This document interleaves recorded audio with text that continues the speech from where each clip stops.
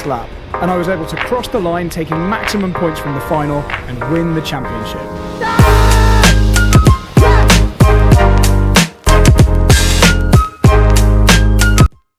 I just want to start this video by saying a massive congratulations to Bradley Philpott on winning the 2024 GX-UK Championship.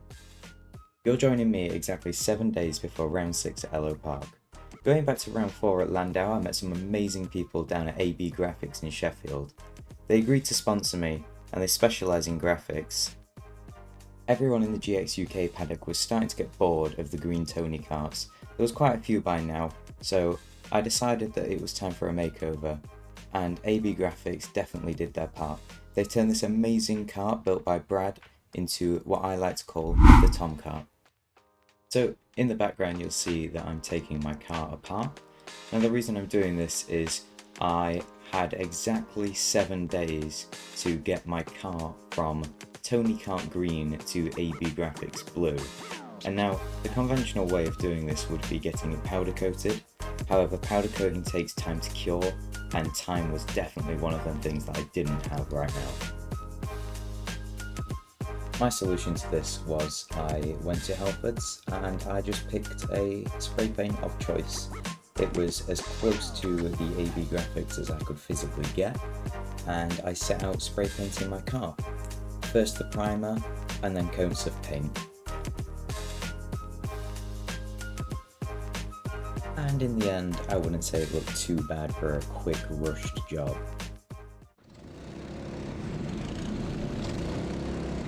So skipping straight to Sundays, I didn't manage to record any of Saturday. We headed out for our first practice session of the day. This is the only practice session of the day, should I say. It was a very short practice session. We normally just do this to make sure that we're happy with the setup on the car. Now me and Stuart were happy with our setup. It was standard OTK setup pretty much, apart from being high as we can on the front ride height. We did this just so you can use the maximum amount of curb without it kind of unsettling the car. So as you can see, every driver was scrambling to get as much heat into the tyres just to make sure that the setup is correct. However, it was a very cold morning, so we didn't manage to get much heat, but there we are making our first overtake of the day, going down towards the pit straight. So we were just kind of checking that our setup was okay and that we didn't need to change anything.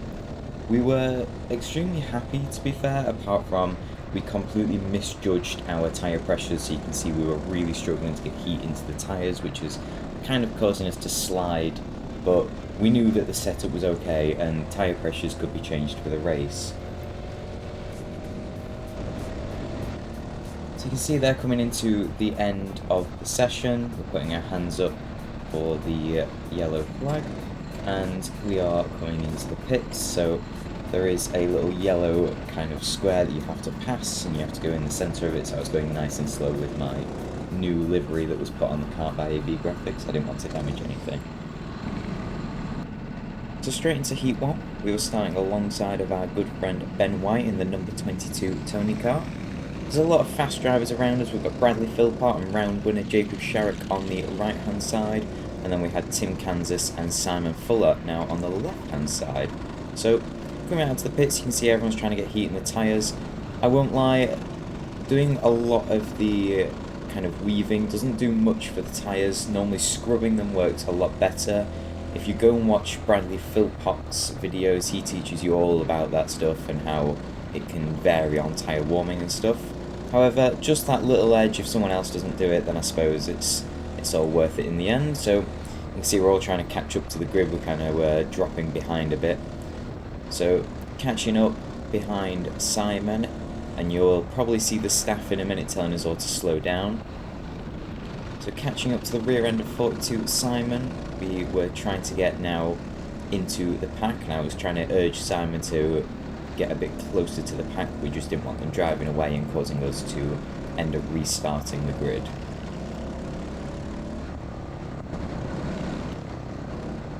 So coming around the final corner, you can see we were dropping a bit behind, so we were flat out, which you will see gives us a massive advantage when it comes to the start, as we're already high in RPM.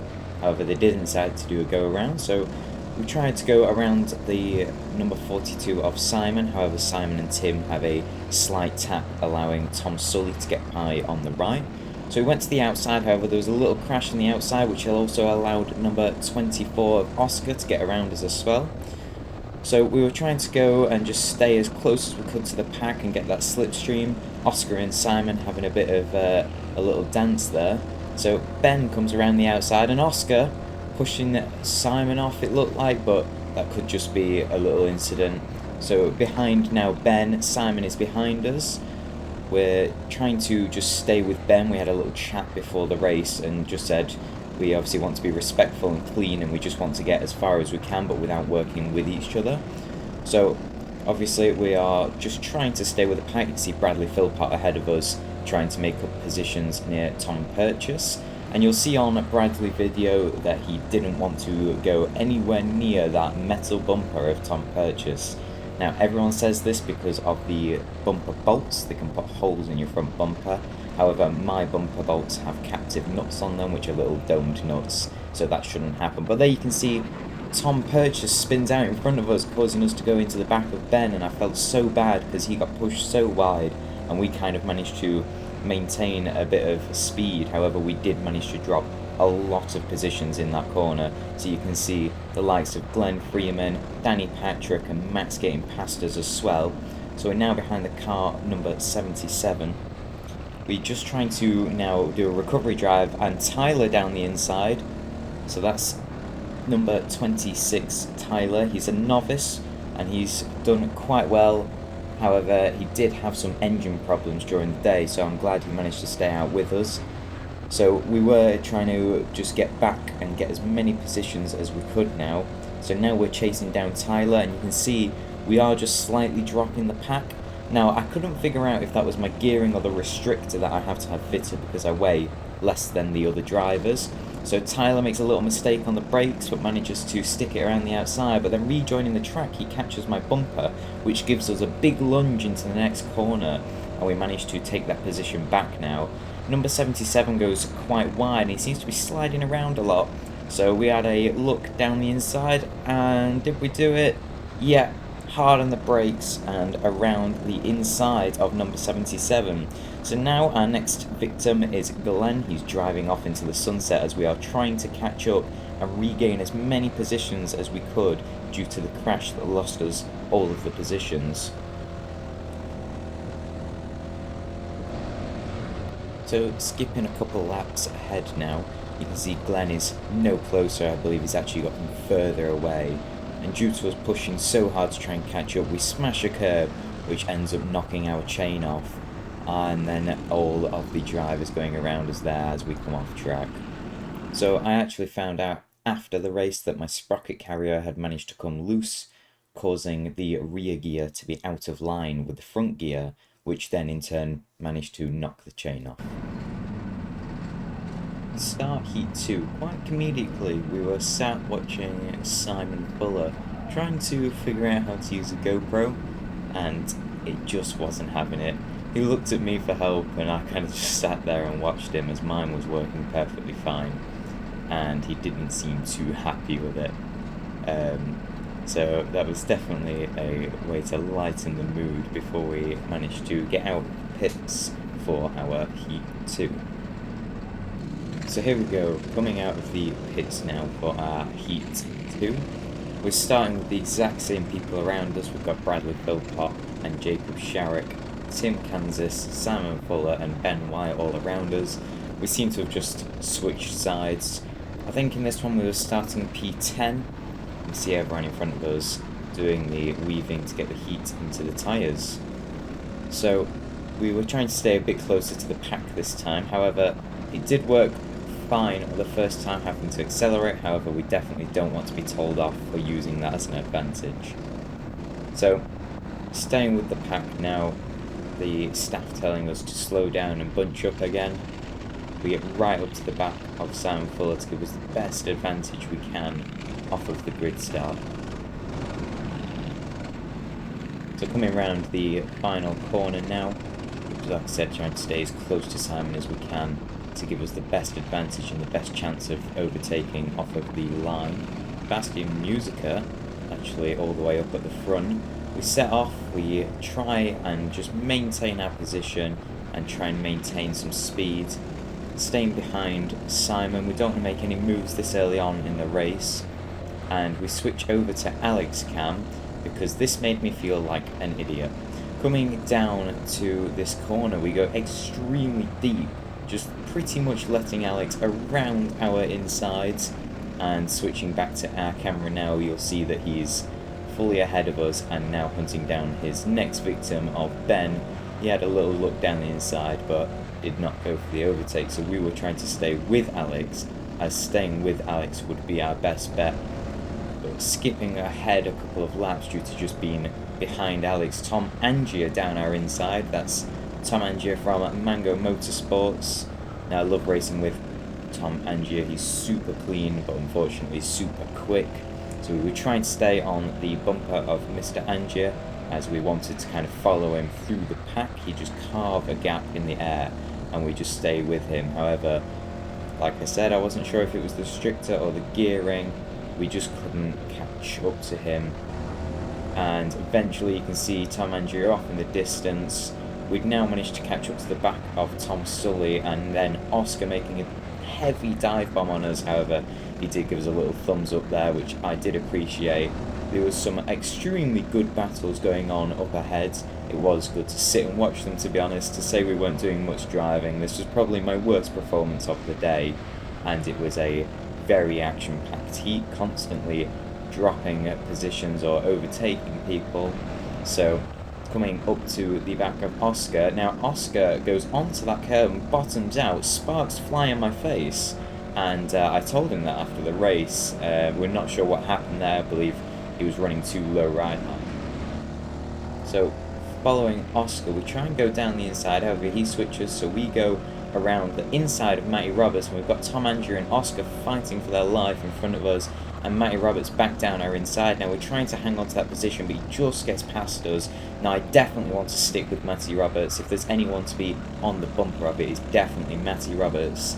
So we try and stay as close as we can. You can see Tom Angier and Oscar there almost going off track. Actually, Tom almost going into the barrier, both going extremely wide, and then that allows me and Matty to go down the inside. Now I was trying to give Matty a little push, however I just wasn't quick enough and accidentally ended up loading him into the corner, which I did apologise for after. So just trying to stay on the back of him now, trying to see if we can catch up to Ethan, as we are still all in a championship fight now. Apart from Brad winning the championship, we were all after points and positions, as this is obviously the last round of the season. So there you'll see Ethan and Ben having a little battle, which forces Ben to go wide, and I try and stick with Matty Roberts to make that overtake on Ben. However, we did give him the space, and then it was a absolute drag race down the main straight, trying to give our car a little push just to get down a bit too deep, but we managed to keep the position, and we were happy to sit behind Mr. Matty Roberts. You can see we've now caught up to the pack ahead, so we've got Tim Kansas and Alex Vangeen ahead of us. Now they all seem to run a little bit wide, but we're all kind of defending and trying to attack other people, so we're all eventually slowing down. Like I say, you can see me just dropping back there again, and as Matty Roberts goes down the inside of Ethan actually almost hitting the barrier, we give him a little nudge to try and help him catch up. So we are just trying to stay with him now, and obviously we didn't know at the time, or at least I didn't know at the time, he was one of the quickest people on track, so I definitely did just want to stay with him. But that's once again another position dropped, and we were really just fighting for our lives in this race, and we just couldn't do much with the car. Seemed to have not much power, or maybe I had something wrong with the setup.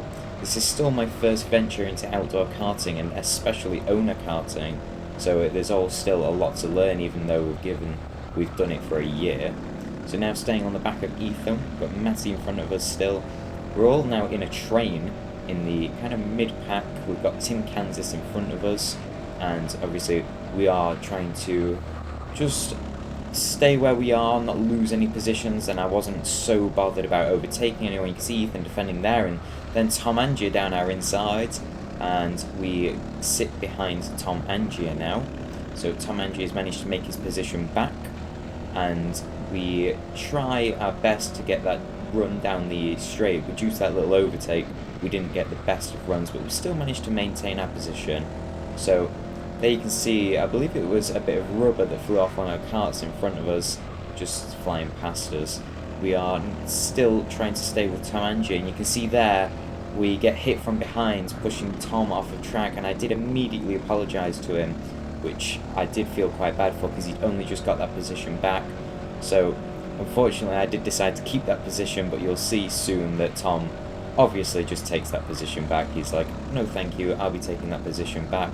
I do defend, and I managed to keep the position just for an extra probably half a lap before Simon and Ethan having a little battle in front of us, and we are still trying to keep up with the leaders, but there is the checkered flag. Now that is definitely one of the hardest races that I had all day. We had so many overtakes and so many positions lost during that race. We did try our best, however, we only managed to finish where we did. We were just kind of on damage limitation, and I did, you can see there, I was trying to apologise to Tom for the kind of contact that we had, and we spoke about it after the race, and all things were good, so that was not to worry about.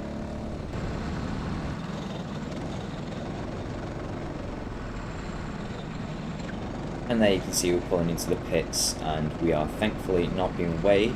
Now we were on weight, however, as a driver it was always scary to try and be on the weight limit.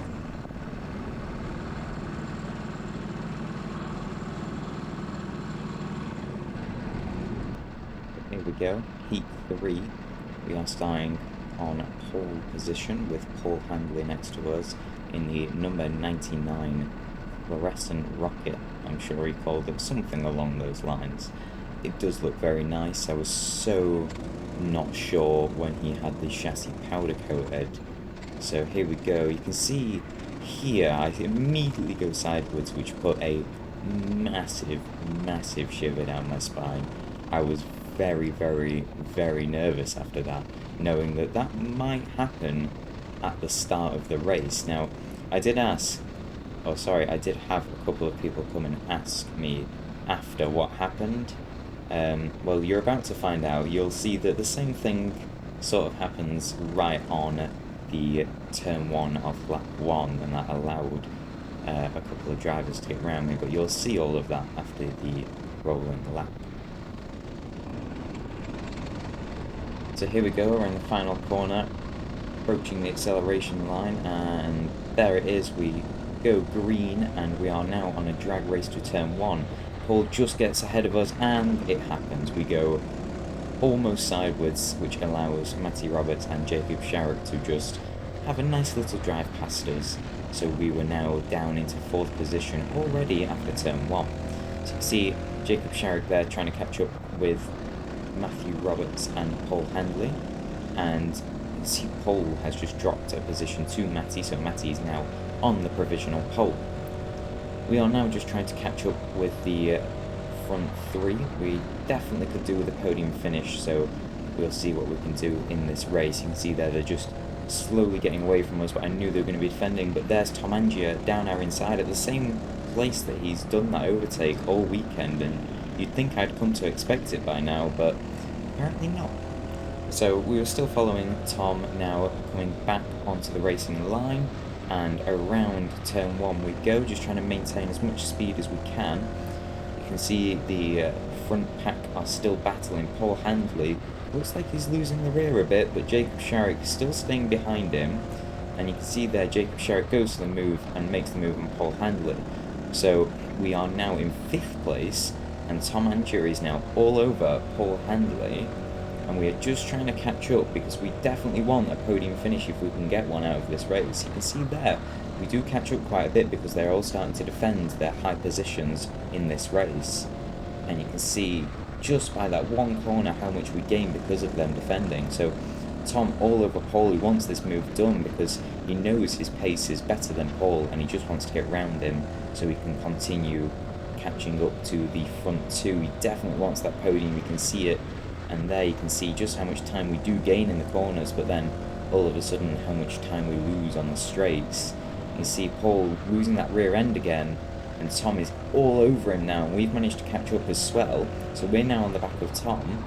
You can can see going into that corner there, we've got a decent run, but the other two have just managed to pull away from us a little bit. I was checking my shoulders, but we did have a decent gap behind, so I was not worried, so I was just trying to get past Paul. You can see there, Tom goes for a move. Now I go to the outside of Paul, but Paul doesn't see me, so I back out, which is fine. I then try to follow Tom down the inside, using as much curve as I can, actually bottoming out on the curve. Now switch back onto the outside, but it obviously didn't work. We're still on the back of Paul. You can see we've got a better run out of that corner, so we're going to dive down the inside. He's seen us, and we're going to make a hard break and just manage to keep that position. But you can see how close we are side by side on the live TV in the bottom right, and all the way round now, and we just managed to make the move. So we've now got Tamangia ahead, and he's slowly managing to get away from us due to us battling with Paul. And Jacob and Matty, you can see they're driving off into the distance. We're chasing now Tom Angia for that third position. We now skip to the last lap, and we give a little thumbs up to Tom Angia there, because that entire race was just me driving, trying to catch up with Tom, so we did manage to keep our 4th place. However, all of the drivers stayed in the same position, so I didn't really feel like showing you the entire race of just me driving in fast, funny circles. So we pull into the pits now. You can see we're just trying to get in, and thankfully we're not weighed again. Like I said, you don't want to be weighed, because although we all know we're on weight, if you are underweight, you do lose all the points from that race. Now, we do play a dangerous game, being right on the weight limit.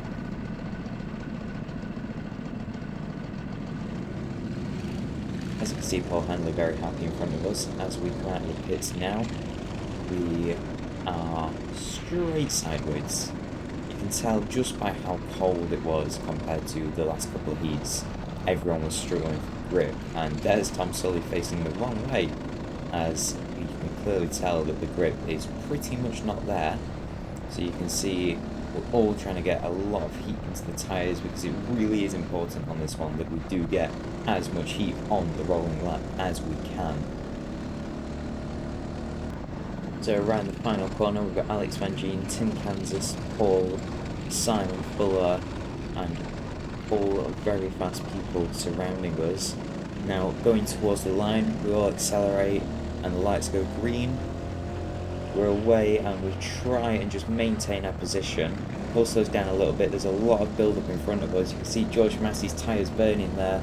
Matty's not happy. However, we did manage to kind of keep our position. We actually managed to gain one, I think, and we were just trying to stay with the pack. See there, I'm getting hit. I did put my hand up because I was a little bit annoyed, given that everyone's just gone into each other, that people would be giving more space. You can see there how much time I've lost because of that, and now I'm trying to chase up with the back of Alex Vangeen. And there goes Oscar down the inside of us. You can see we were struggling for grip quite a bit, and there goes Ethan Hall as well down the inside. Now, Ethan Hall is a extremely good driver, as we've mentioned, and he was doing really well in these cold temperatures. So you can see there I make a big mistake and I let George straight past me, and I was just trying to keep up with George. George is the only other restricted person on the grid, and there goes Paul Handler too. Now at this point I was feeling pretty down about this race, because I was just losing position after position, as I just had absolutely no grip, and I wasn't sure if that was the weight of the other drivers, but given the fact that George Massey, who's also restricted, managed to get round us, I was convinced there was something wrong that I was doing. Maybe it was my tyre pressures that I believe were wrong. So we were just trying to keep on the back of Paul.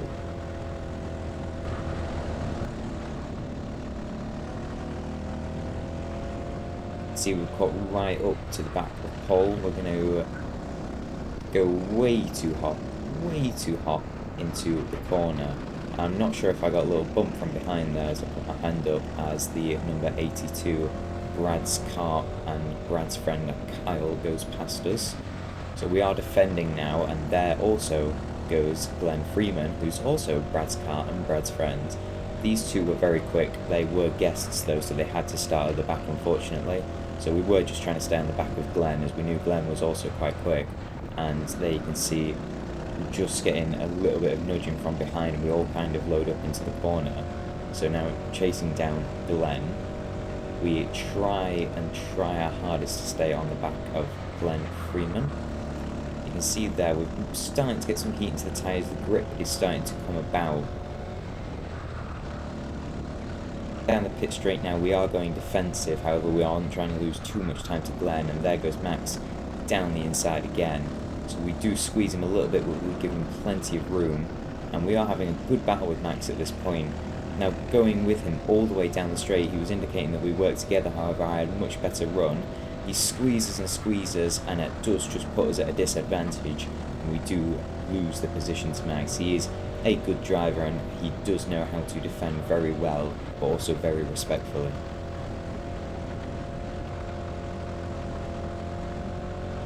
Skipping ahead about 7 laps now, you can see there Max goes down the inside of George Massey, and George Massey was not happy about that. So I, obviously being restricted and George being the only other restricted driver, I was trying to keep up with him, and I did want to help him. However, you can see they were all getting a much better run than me, and that was a problem that I was facing over the entire weekend. So I was really trying to catch up in the corners, just leaving it as late as I physically could to brake. So now following George Massey around, you can see the train that's starting to form in front of us. You can see Paul goes wide there and is defending, so that allows us to catch right up to the back of George Massey.